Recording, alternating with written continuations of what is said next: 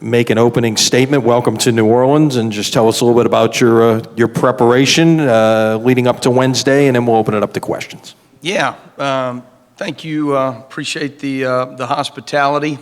We are extremely excited to be in New Orleans. This is a special team that we have playing in a very special bowl game.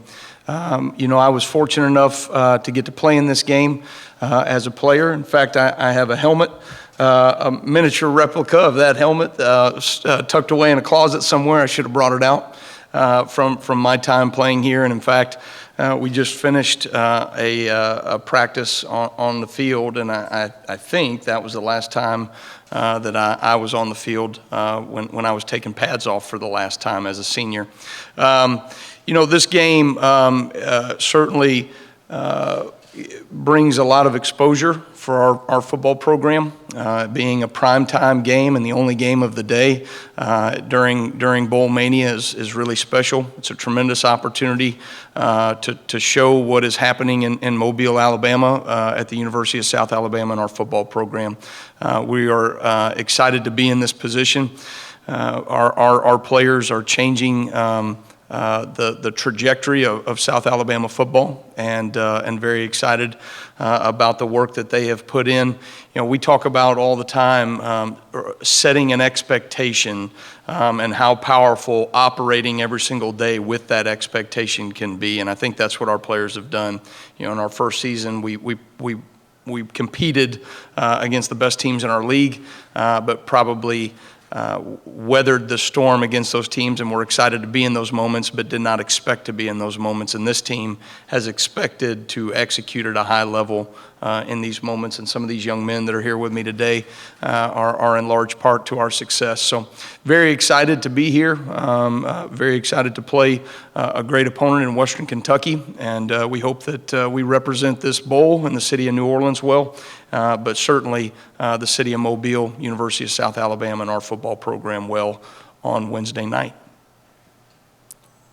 Open it up for questions. Coach, at what point, preseason or season, did you see that this could be special?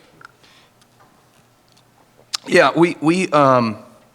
we felt like after our first season, we went 5-7, and really were competitive in every single conference game. And thought if we add a couple pieces to the puzzle, develop a few of the pieces that were already within our program, the transfer portal has been an awesome opportunity for us. We've been on the positive side of that. We haven't lost our best players, and we've gained a lot of great players, some of them over here right now. So, as we started going into this season, we realized that, with a little early success, that we had a chance to be a really good football team. And then I think you started seeing on our sideline, whether we were up or whether we were down, there was an expectation that we were going to go back out there every single drive and we were going to score, or we were going to get a stop on defense. Our special teams is executed at a higher level than where we were a year ago, and we have overall more talent and depth to our roster. And so I think there was an expectation and understanding very early on that this team had an opportunity to compete at a high level. Wednesday's going to be a busy day for both of these staffs, I guess. You'll be up early dealing with the start of the early signing period and then finishing it off with a game at night. Talk about the process that you will go through on Wednesday and how you'll operate the signing process. Yeah, I've been to a lot of bowl games. I think from a coach's son to a player and a coach myself, I think this is my 23rd bowl game overall. But I don't think I've ever had a bowl game and a signing day on the same day. I'm glad it's an 8 p.m. kick. Allows us to kind of handle some of our signing day festivities, if you will, early.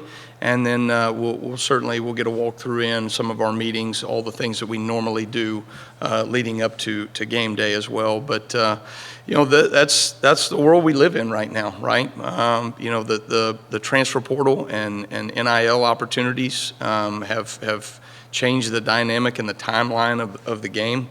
And so good teams that are in good bowl games have to juggle the success of getting those extra bowl preparation practices, and also bringing in the next group of players so that you can continue that success. I feel like our staff has navigated that very well.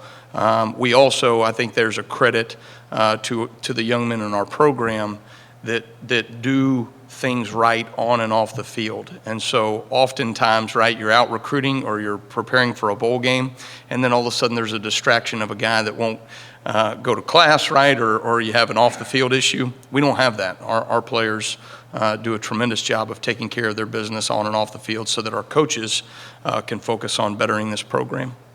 Coach, follow up on a question asked earlier. This is not a slight at your record. It's headed to his great. But you're 5 points away. The game of inches, 5 points away from being undefeated. And I know things happen, ball bounces different ways, but Yeah. wow, that's pretty close to being unscathed. No, we're very aware of what our expectation has been, and we earned those losses, and so that's something that we have to live with. Growing up in this profession, I had a firm understanding of the reward and consequence of wins and losses, right, in college football, and there were some opportunities that we certainly maximized this season, at least 10 times to my count. But there were, we earned 2 losses against 2 very good football teams that you certainly have to live with the consequences of that. And yet at the same time, I think there'll be a bit of a pull for our players and what is to come in the season. We have a lot of players that are returning. These seniors have set a standard for what South Alabama is capable of. And the most exciting thing about being the head coach at South Alabama is to know our best days are ahead of us. Good. Yes, sir. What was your reaction when, first of all, it looks like Austin Reed is leaving, won't be there, then he turns around and comes back, I don't know what words came out of your mouth when you heard the news, but just your reaction on a player of that caliber doing that, because you all have to deal with transfer portal these days, and then just the challenge of going against a team that throws the ball as well as Western. Well, obviously, everybody's dealing with the transfer portal in their own way. We're very fortunate not to have players in the portal, certainly ones that we don't want to be in the portal right now, and that's something that we don't take for granted from our perspective. But great teams want to play against great players, and so I'm excited to play Western Kentucky. I would hope that we would get their best shot, as they will certainly get ours. And very excited for our players to get a chance to play in the Superdome against some of the best. What about their offense? Yeah. The challenge of playing against a team that throws like that. Yeah, I think, you look at, I think Tyson has done a really tremendous job, and his offensive staff, they take what is given. I think their quarterback, Austin Reed, has done a tremendous job of operating their offense and maximizing their efficiency, right? So if you give them an easy access throw, they're going to take that throw all day long. We're a fairly aggressive defense, right? We've got to make sure that we are not giving them easy access throws down the field, and then keeping the main thing. Oftentimes you see teams that are number 2 passing offense, and so you start committing all your resources, right, and schematics to stopping their passing game. You stop offenses that throw the football by making them one-dimensional, right? You stop the run first and foremost, and do not let them bleed you, because the best offenses in the country, right, that throw the ball all over the field, they will bleed you in critical moments in the game in running the ball effectively and efficiently. And so they may not run it 50 times a game, but those runs that they do have, right, are critical. And so we got to make sure we keep the main thing there. And then, certain situational downs, or when we get them in second and long situations, we've got to make sure that we keep them in those third and longer scenarios by not giving them easy access throws. 2 other things. First of all, anybody check to see if you could be the first team to sweep the Hilton brothers in 1 year?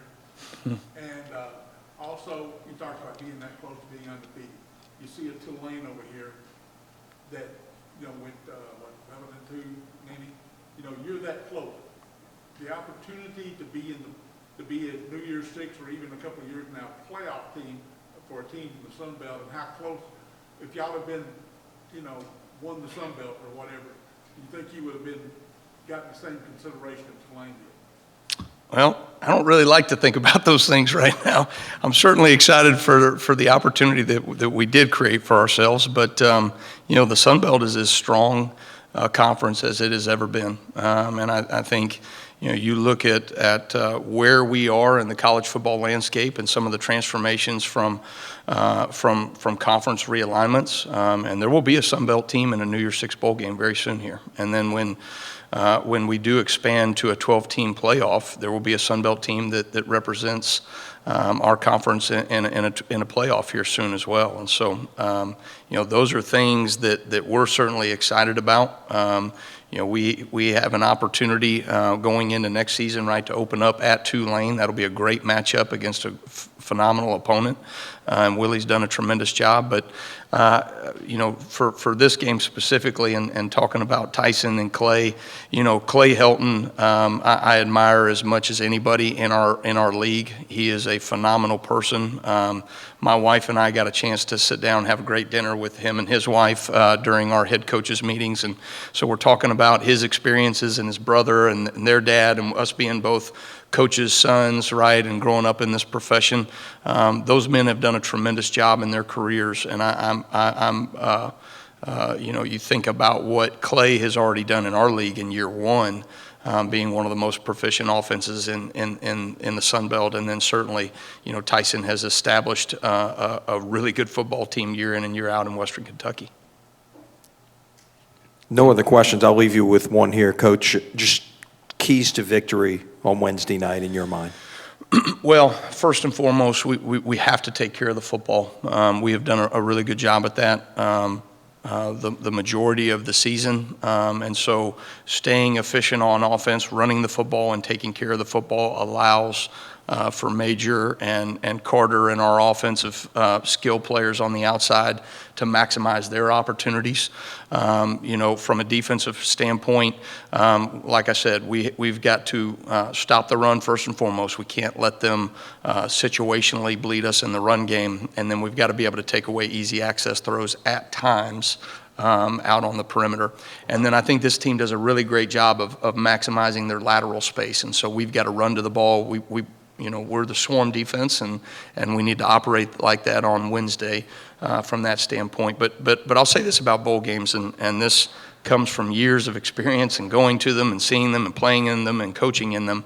The team that wants to be there the most wins the game, and the team that plays the most physical style is going to win the game on Wednesday. And so that is the thing that we have to keep at the forefront of our minds as a team.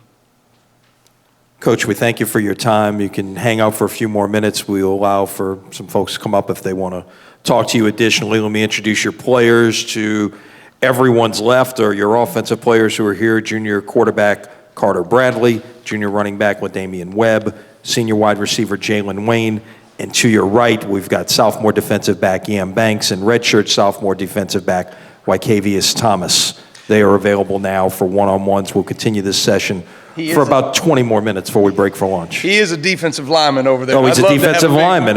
My mistake on here. That would be, look, in this day and age, we don't know what to expect at size. Defensive lineman, my apologies. All right, Coach, again, thank you. Again, the players are available for one-on-ones at this time. We'll continue till about 11:55. Thanks. All right, thank you, everybody.